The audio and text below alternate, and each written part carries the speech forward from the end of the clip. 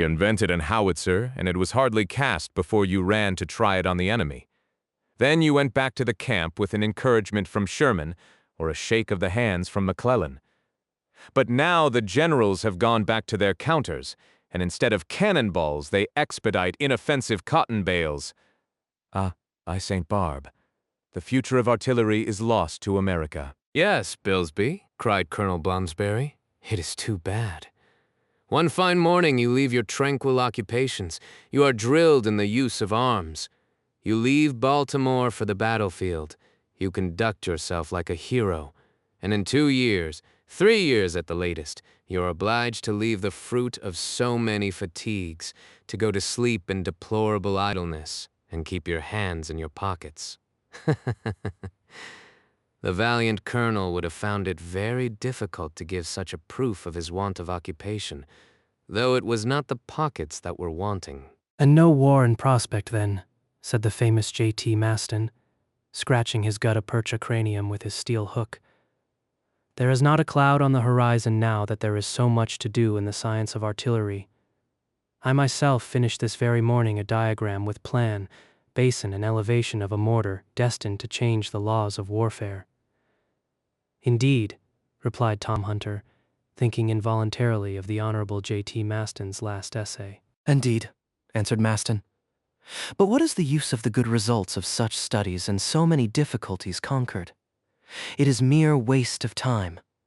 The people of the New World seem determined to live in peace, and our bellicose tribune has gone as far as to predict approaching catastrophes due to the scandalous increase of population." "Yet, Maston," said Colonel Blomsberry, "they are always fighting in Europe to maintain the principle of nationalities." "What of that? Why, there might be something to do over there, and if they accepted our services—" "What are you thinking of?" cried Bilsby. "Work at ballistics for the benefit of foreigners." "Perhaps that would be better than not doing it at all," answered the colonel. "Doubtless," said J.T. Maston. "It would be better, but such an expedient cannot be thought of." "Why so?" asked the colonel. "Because their ideas of advancement would be contrary to all our American customs. Those folks seem to think that you cannot be a general-in-chief without having served as second lieutenant, which comes to the same as saying that no one can point a gun that has not cast one. Now that is simply absurd," replied Tom Hunter, whittling the arms of his chair with his bowie knife. "And as things are so, there is nothing left for us but to plant tobacco or distill whale oil." "What?" shouted J.T. Maston. "Shall we not employ these last years of our existence in perfecting firearms? Will not a fresh opportunity present itself to try the ranges of our projectiles? Will the atmosphere be no longer illuminated by the lightning of our cannons? Won't some international difficulty crop up that will allow us to declare war against some transatlantic power?" Won't France run down one of our steamers, or won't England, in defiance of the rights of nations, hang up 3 or 4 of our countrymen? "No, Maston," answered Colonel Blomsberry. "No such luck.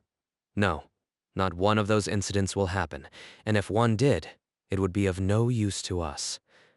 American sensitiveness is declining daily, and we are going to the dogs. Yes, we are growing quite humble," replied Bilsby. "And we are humiliated," answered Tom Hunter. "All that is only too true," replied J.T. Maston with fresh vehemence. "There are 1,000 reasons for fighting floating about, and still we don't fight. We economize legs and arms, and that to the profit of folks that don't know what to do with them. Look here. Without looking any farther for a motive for war, did not North America formerly belong to the English?" "Doubtless," answered Tom Hunter, angrily poking the fire with the end of his crutch. "Well," replied J.T. Maston, "why should not England in its turn belong to the Americans?" "It would be but justice," answered Colonel Blomsberry. "Go and propose that to the President of the United States," cried J.T. Maston, "and see what sort of a reception you would get." "It would not be a bad reception," murmured Bilsby between the 4 teeth he had saved from battle. "I' faith," cried J.T. Maston. "They need not count upon my vote in the next elections." "Nor upon ours," answered with common accord these bellicose invalids. "In the meantime," continued J.T. Maston, "and to conclude, if they do not furnish me with the opportunity of trying my new mortar on a real battlefield, I shall send in my resignation as member of the Gun Club, and I shall go and bury myself in the backwoods of Arkansas." "We will follow you there," answered the interlocutors of the enterprising J.T. Maston. Things had come to that pass, and the club, getting more excited, was menaced with approaching dissolution when an unexpected event came to prevent so regrettable a catastrophe. The very day after the foregoing conversation, each member of the club received a circular couched in these terms: At D'Iltamore, October 3rd. The president of the Gun Club has the honor to inform his colleagues that at the meeting on the 5th ultimo, he will make them a communication of an extremely interesting nature. He therefore begs that they, to the suspension of all other business, will attend. In accordance with the present invitation, their devoted colleague, Imby Barbicane, P.G.C. During the Federal War in the United States, a new and very influential club was established in the city of Baltimore, Maryland. It is well known with what energy the military instinct was developed amongst that nation of shipowners, shopkeepers, and mechanics. Mere tradesmen jumped their counters to become extempore captains, colonels, and generals, without having passed the military school at West Point. They soon rivaled their colleagues of the old continent, and like them, gained victories by dint of lavishing bullets, millions, and men. But where Americans singularly surpassed Europeans was in the science of ballistics or of throwing massive weapons by the use of an engine.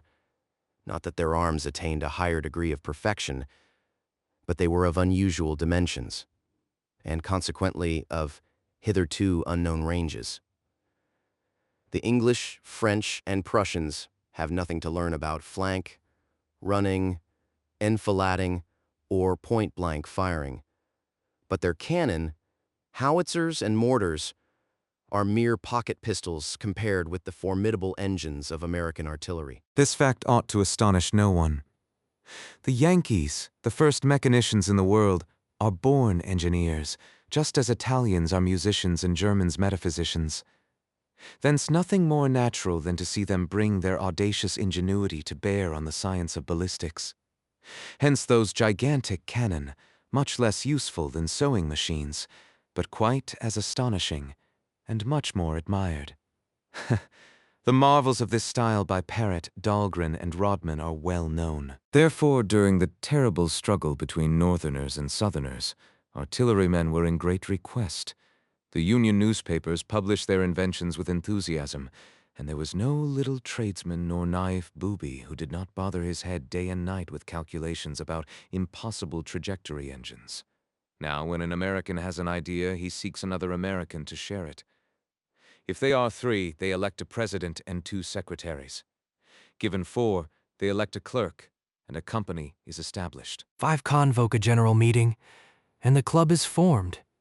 It thus happened at Baltimore.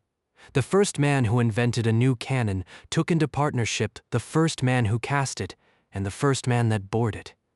Such was the nucleus of the Gun Club. 1 month after its formation, it numbered 1,833 effective members and 30,575 corresponding members. One condition was imposed as a sine qua non upon everyone who wished to become a member, that of having invented or at least perfected a cannon, or in default of a cannon, a firearm of some sort. But to tell the truth, mere inventors of 15-barreled rifles, revolvers, or sword pistols did not enjoy much consideration. Artillerymen were always preferred to them in every circumstance. The estimation in which they are held, said one day a learned orator of the Gun Club, is in proportion to the size of their cannon and in direct ratio to the square of distance attained by their projectiles. A little more, and it would have been Newton's law of gravitation applied to moral order. Once the gun club founded, it can be easily imagined its effect upon the inventive genius of the Americans. War engines took colossal proportions, and projectiles launched beyond permitted distances cut inoffensive pedestrians to pieces. All these inventions left the timid instruments of European artillery far behind them. This may be estimated by the following figures. Formerly, in the good old times, a 36-pounder, at a distance of 300 feet, would cut up 36 horses, attacked in flank, and 68 men. The art was then in its infancy. Projectiles have since made their way. The Rodman gun that sent a projectile weighing half a ton a distance of 7 miles could easily have cut up 150 horses and 300 men. There was some talk at the gun club of making a solemn experiment with it. But if the horses consented to play their part, the men, unfortunately, were wanting. However that may be, the effect of these cannon was very deadly, and at each discharge the combatants fell like ears before a scythe. After such projectiles what signified the famous ball which, at Coutras, in 1587, disabled 25 men, and the one which, at Zorndorf, in 1758, killed 40 fantassins, and in 1742, Kesselsdorf's Austrian cannon, of which every shot leveled 70 enemies with the ground. What was the astonishing firing at Jena or Austerlitz which decided the fate of the battle? During the Federal War, much more wonderful things had been seen. At the Battle of Gettysburg, a conical projectile thrown by a rifle barrel cut up 173 Confederates, and at the passage of the Potomac a Rodman ball sent 215 Southerners into an evidently better world. A formidable mortar must also be mentioned, invented by J.T. Maston, a distinguished member and perpetual secretary of the Gun Club, the result of which was far more deadly, seeing that, at its trial shot, it killed 337 persons. By bursting, it is true. What can be added to these figures so eloquent in themselves? Nothing. So the following calculation obtained by the statistician Pitcairn will be admitted without contestation. By dividing the number of victims fallen under the projectiles by that of the members of the gun club, he found that each one of them had killed, on his own account, an average of 2,375 men and a fraction. By considering such a result, it will be seen that the single preoccupation of this learned society was the destruction of humanity, philanthropically, and the perfecting of firearms considered as instruments of civilization. It was a company of exterminating angels, at bottom the best fellows in the world. It must be added that these Yankees, brave as they have ever proved themselves, did not confine themselves to formulae, but sacrificed themselves to their theories. Amongst them might be counted officers of every rank, those who had just made their debut in the profession of arms, and those who had grown old on their gun carriage. Many whose names figured in the Book of Honor of the Gun Club remained on the field of battle, and of those who came back the greater part bore marks of their indisputable valor. Crutches, wooden legs, articulated arms, hands with hooks, gutta-percha jaws, silver craniums, platinum noses, nothing was wanting to the collection, and the above-mentioned Pitcairn likewise calculated that in the Gun Club there was not quite one arm amongst every 4 persons, and only 2 legs amongst 6. But these valiant artillerymen paid little heed to such small matters, and felt justly proud when the report of a battle stated the number of victims at 10-fold the quantity of projectiles expended. One day, however, a sad and lamentable day, peace was signed by the survivors of the war. The noise of firing gradually ceased. The mortars were silent. The howitzers were muzzled for long enough, and the cannon, with muzzles depressed, were stored in the arsenals. The shots were piled up in the parks. The bloody reminiscences were effaced. Cotton shrubs grew magnificently on the well-manured fields. Mourning garments began to be worn out. as well as sorrow, and the gun club had nothing whatever to do. Certain old hands, inveterate workers, still went on with their calculations in ballistics. They still imagined gigantic bombs and unparalleled howitzers. But what was the use of vain theories that could not be put in practice? So the saloons were deserted, the servants slept in the antechambers, the newspapers grew moldy on the tables, from dark corners issued sad snores, and the members of the gun club, formerly so noisy, now reduced to silence by the disastrous peace, slept the sleep of platonic artillery. "This is distressing," said brave Tom Hunter, whilst his wooden legs were carbonizing at the fireplace of the smoking room. "Nothing to do, nothing to look forward to. What a tiresome existence! Where is the time when cannon awoke you every morning with its joyful reports?"